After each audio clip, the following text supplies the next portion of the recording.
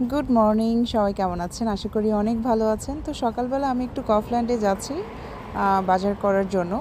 যেহেতু ইউনিভার্সিটির campus cross করেই যাইতে হয়, তো এখানে আমি দেখলাম যে আমাদের ইউনিভার্সিটিতে কিন্তু প্রত্যেকদিন সকালে এই ফ্রেশ ফ্রুটস, তারপরে হচ্ছে গ্রোসারিগুলো নিয়ে এনারা এখানে একটা শপ দেয়।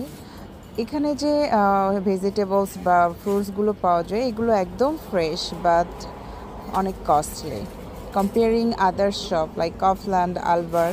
এখানে যে ফ্রেশ আপনারা ফ্রুটসগুলো দেখতেছেন, এই যে চেরি, ফ্রেশ একদম চেরি গাছ থেকে তুলে নিয়ে আসছে। তারপরে বিন, তারপরে হচ্ছে পটেটো, আরও যা যা আছে, টমেটো, এগুলোর প্রাইস কিন্তু তুলনামূলকভাবে অনেক বেশি থাকে। প্রাইস বেশি থাকার আরেকটা রিজন হতে পারে, যেটা আমার মনে হয়, কারণ এরা একদম ফ্রেশ ফ্রেশ ফ্রুটস গাছ থেকে উঠায় নিয়ে আসে, সবজিগুলো উঠায় নিয়ে আসে, এই জন্যই হয়তো বা বেশি প্রাইস, আসলে জানি না। কিন্তু আমি কখনো এখান থেকে কিনি নাই।